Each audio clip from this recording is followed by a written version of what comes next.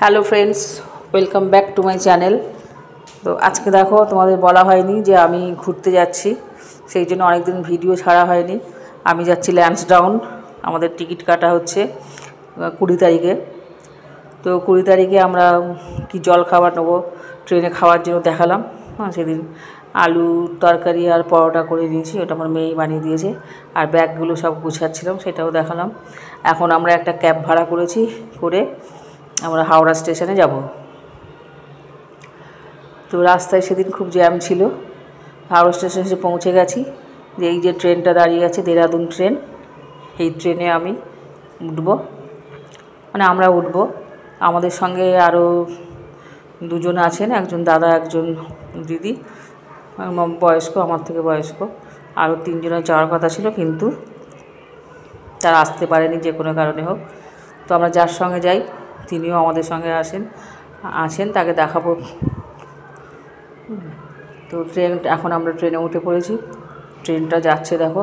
ট্রেনে যেতে যেতে জানলা দিয়ে বাইরের দৃশ্য দেখতে আমার তো খুবই ভালো লাগে। তোমাদের ভালো লাগে কিনা কমেন্ট বক্সে জানিও। এটা হচ্ছে গঙ্গা।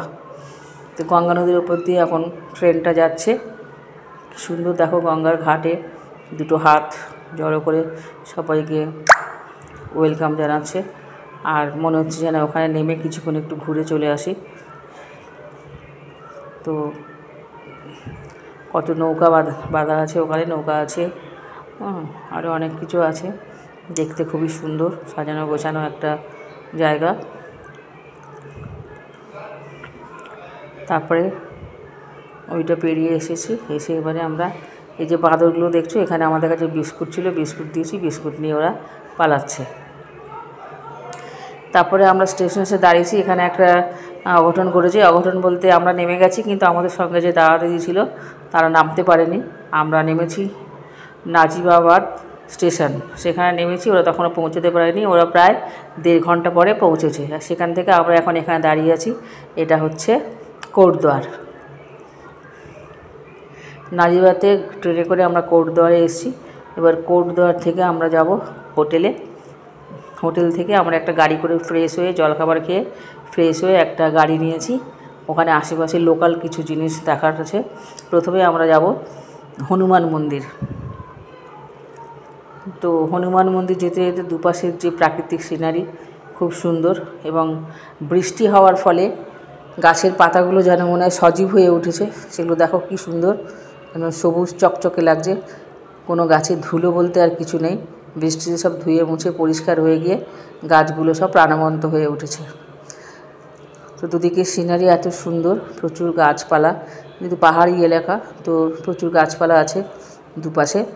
তো এখন আমরা যাচ্ছি হনুমান মন্দির। তো রাস্তাটা খুব বাজে, মানে ভালো না, গাড়ি ঠিকমতো যেতে পারছে না তাড়াতাড়ি। তো তোমরা ভিডিওটা দেখতে থাকো। তো এখন আমরা হনুমান মন্দিরের দিকে যাচ্ছি।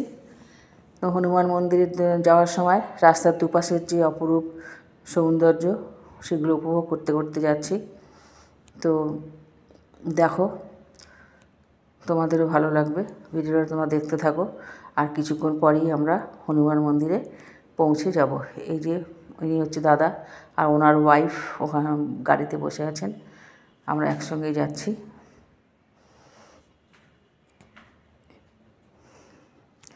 তো ভিডিওটা তোমরা দেখতে থাকো, অবশ্যই তোমাদেরও এই সুন্দর দৃশ্য ভালো লাগবে। রাস্তায় যেতে যেতে অনেকগুলো মন্দির দেখতে পেয়েছি, কিন্তু সেগুলো আর নামেনি, সেগুলো গাড়িতে বসেই আমরা দেখে নিয়েছি।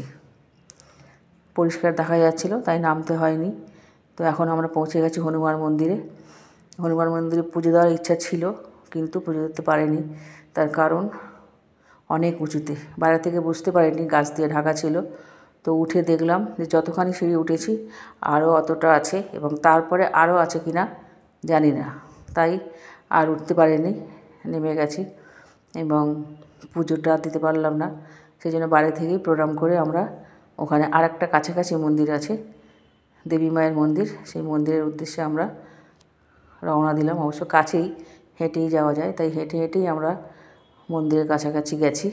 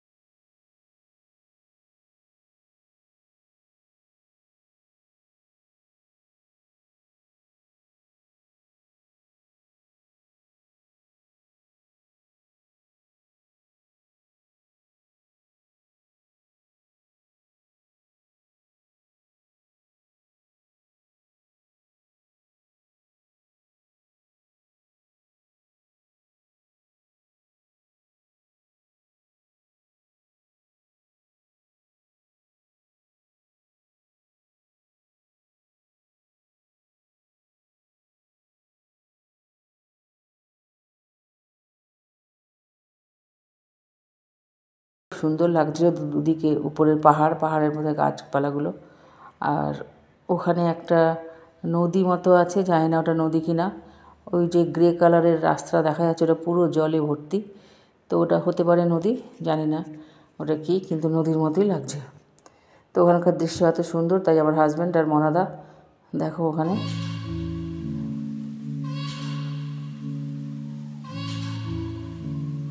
ভিডিও করছে, দুজনে ভিডিও করতে ব্যস্ত।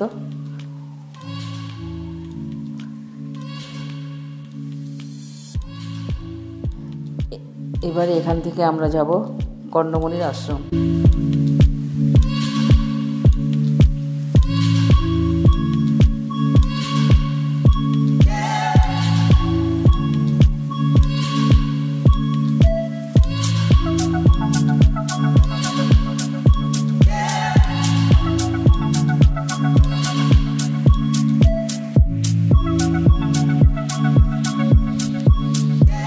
কর্ণমণির আশ্রমে যাওয়ার জন্য আমরা গাড়ি ঠিক করে নিয়েছি। আগে যে গাড়িটা এসলাম উনি রাজি হয়নি, তো সেই জন্য অন্য গাড়ি করে আমাদের যেতে হয়েছে। ওই যে দুই দাদা আর দিদি বসে আছে, আর অরেঞ্জ কালারে উনি হচ্ছে মনাদা। আমরা মামাদের সঙ্গেই ঘুরতে যাই, উনি অনেক কম খরচে আমাদের সব জায়গায় ঘোরান। তা তোমরা যদি যেতে চাও, তোমার যদি লাগে তোমরা বলবে, কমেন্ট বক্সে ওনার ফোন নাম্বারটা দিয়ে দেবো। তো এখন আমরা যাচ্ছি কর্ণমণির আশ্রম। কর্ণমণির আশ্রম যেতে যেতে দেখো কি সুন্দর চারিদিকে গাছগুলো যেন সুন্দর করে লাগানো হয়েছে।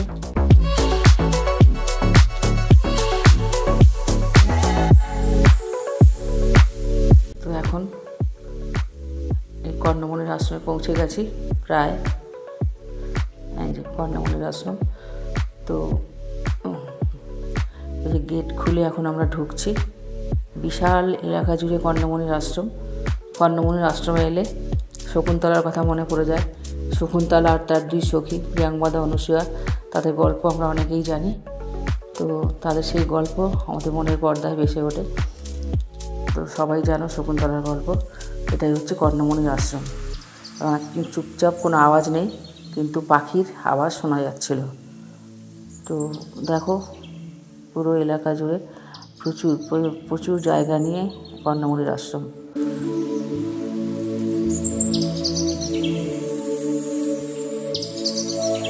কর্ণমণির আশ্রম থেকে আমরা এখন বেরিয়ে যাচ্ছি। একটা জিনিস আছে এখানে, দুধার যে রেলিংগুলো দেখো কি সুন্দর, গাছের গুঁড়ি কেটে কেটে সেগুলো রং করে সুন্দর করে দুদিকে রেলিং দেওয়া। তো এখন আমরা ফিরবো আমাদের হোটেলে। আর আপাতত কিছু দেখার নেই, তো এখন আমরা হোটেলে ফিরবো। হোটেলের সামনে একটা বাজার আছে, সেই বাজারে আমাদের নামতে হবে।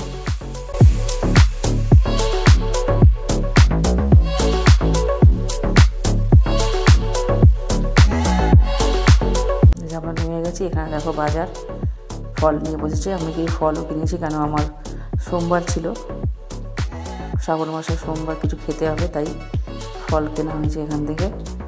আর আমাদের হোটেলটা হচ্ছে 3 তলায়। কিছু করার নেই, যার সঙ্গে এসে উনি হোটেলটা ভাড়া নিয়েছেন, তো খুবই কষ্ট হয়েছে উঠতে। এবং একটা সিঁড়ি থেকে আরেকটা সিঁড়ির ধাপ এত উঁচুতে, কেন যে সিঁড়িগুলো কাছাকাছি করে না বুঝতে পারি না। তো প্রচুর হোটেল আছে এখানে, তো আমরা ওই হোটেলেই উঠেছি। তো দেখো এখন হোটেলের সিঁড়ি দিয়ে উঠবো। সিঁড়িগুলো দেখো একটা থেকে আরেকটা কত উঁচুতে।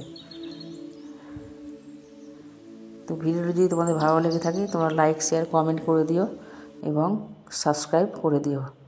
তো যারা আগেই সাবস্ক্রাইব করে দিয়েছো, আমার পরিবারের সদস্য হয়ে গেছো, তাদের অসংখ্য ধন্যবাদ এবং শুভেচ্ছা জানাই। যারা এখনও করেনি তাদের কাছে সাবস্ক্রাইব করার অনুরোধ রইল। তো এইটা হচ্ছে আমাদের হোটেল। হোটেলটার রুম খুব একটা বড় না, খুব একটা ছোটও না, 3 জন শোয়া যাবে। তো আমরা তো 2 জন ছিলাম। একটা যে ছোটো খাটটা ছিল, তার উপরে আমাদের সমস্ত লাগেজগুলো রেখেছি। আর দেখো টিভি আছে, আর এয়ার কুলার আছে, আর এই যে বাথরুম।